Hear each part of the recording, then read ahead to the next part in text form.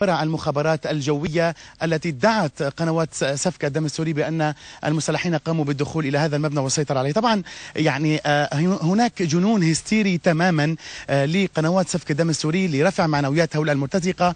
الآن متواجد أنا في مبنى فرع المخابرات الجوية، هذه الساحة ومن أمامكم الجامع الملصق تماما في المنطقة للمجمع الخيري الإسلامي. فيما إذا انتقلنا إلى يسار الكاميرا تماما وعلى يسار الفرع يسار الكاميرا توجد المباني المطلة على فرع المخابرات الجوية الملاصقة لدوار المالية، وهي منطقة غرب الزهراء، وأيضا التي ادعت قنوات سفك الدم السوري بأن المسلحين قاموا بالسيطرة على عشرات المباني. نحن لا ننفي وجود اشتباكات في المنطقة ولا ننفي تسلل البعض إلى بعض الكتل في حي النعناعي، وهذا الموضوع يعني كان منذ بداية الاشتباكات هنا في منطقة غرب الزهراء، والجيش العربي السوري والقوات المسلحة مسيطرة تماما على الوضع، وهناك الكثير من المحاولات البائسة والفاشلة يعني الدخول إلى هذا المبنى، ولكن قتل العشرات وقتل أعداد كبيرة من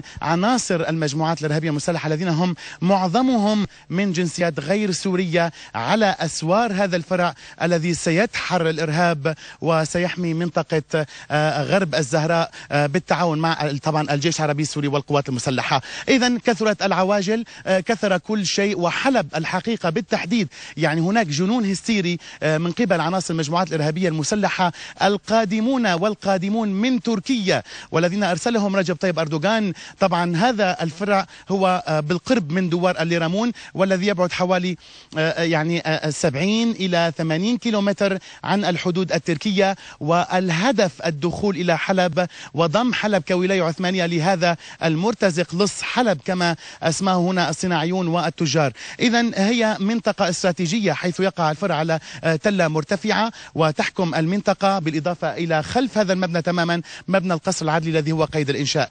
إلى الآن وكثرت الأقاويل وشبكات التواصل وكل شبكات ما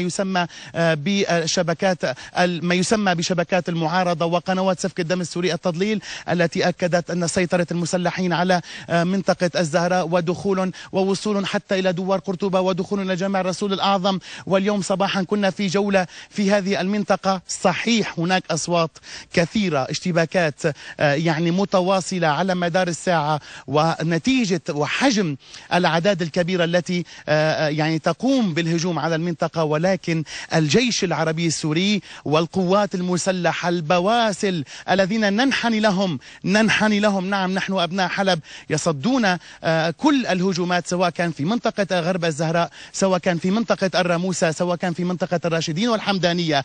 لكن في المقابل هؤلاء المرتزقة يقومون بإمطار المناطق السكنية، سواء كانت الحمدانية، سواء كانت حلب الجديدة، سواء كانت السليمانية، الميدان، الجميلية، بوابل من القذائف الصاروخية، مما أدى إلى استشهاد مواطنين 2 وجرح أكثر من 13 آخرين، وأيضا استشهاد طفل في منطقة خلف سوق الإنتاج في منطقة المحافظة جراء استهداف تلك المنطقة بقاذفتين صاروخيتين. إذن الرد يكون من عناصر المجموعات الإرهابية المسلحة بقذائف صاروخية لإصابة المدنيين إصابات مباشرة، تهجير متعمد من قبل هؤلاء المرتزقة لأبناء مدينة حلب. وهنا نناشد سكان منطقة الزهراء بعدم إخلاء منازلهم. أنتم الذين كنتم تقفون البارحة بجانب الجيش العربي السوري وكنتم تنقلون لهم كل المساعدات لجيشنا الباسل، لأن الهدف واحد والوطن واحد.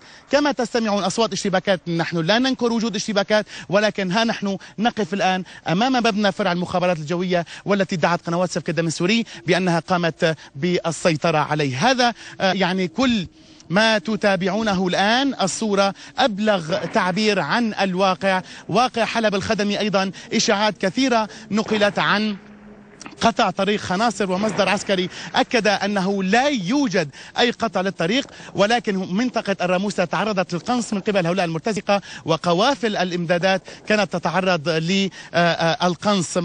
الجيش العربي السوري أغلق الطريق عند يعني طريق الراموسة لساعات قليلة حفاظا على أرواح المواطنين بعد أن قام بدحر القناصة الذين تمركزوا من منطقة العامرية.